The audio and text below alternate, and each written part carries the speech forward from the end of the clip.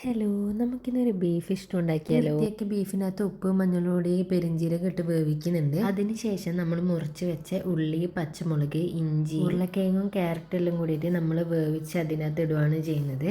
അതിനുശേഷം നമ്മൾ ഗരം മസാലയും കുരുമുളക് പൊടിയും കൂടി ഇട്ട് മിക്സ് ആക്കിയതിന് ശേഷം നമ്മൾ ജസ്റ്റ് അത് വേവിച്ചെടുക്കുകയാണ് ചെയ്യുന്നത്. ജസ്റ്റ് ഒരു വിസിൽ മാത്രമേ എടുത്തിട്ടുള്ളൂ, കാരണം ഉരുളക്കിഴങ്ങും ക്യാരറ്റെല്ലാം അടിഞ്ഞു പോകുന്നതുകൊണ്ട്.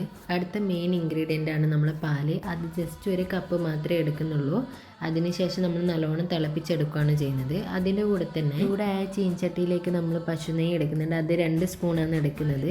പിന്നെ നമ്മളടുത്ത് കറുത്ത മുന്തിരി ഉള്ളത് കൊണ്ടാണ് നമ്മൾ കറുത്ത മുന്തിരി എടുക്കുന്നത്. കോൺഫ്ലവർ പൗഡർ ജസ്റ്റ് വെള്ളത്തിൽ ആഡ് ആക്കിയതാണ്. അത് ഇടുന്നതെന്ന് വെച്ച് കഴിഞ്ഞാൽ നമ്മൾ കുറച്ചും കൂടി തിക്കായി കിട്ടാൻ വേണ്ടിയിട്ടാണ്. പിന്നീട് നമ്മൾ ഉപയോഗിക്കുന്നതെന്ന് വെച്ച് കഴിഞ്ഞാൽ നേരത്തെ മുന്തിരിയും പശു നെയ്യും കൂടി ഇതിൽ മിക്സ് ആക്കിയിട്ട് ജസ്റ്റ് തിളപ്പിച്ചെടുക്കുകയാണ് ചെയ്യുന്നത്. ഇവിടെ റെഡി ആയിട്ടുണ്ട്. എല്ലാവരും മസ്റ്റ് ആയിട്ടും ട്രൈ ചെയ്ത് നോക്കണം.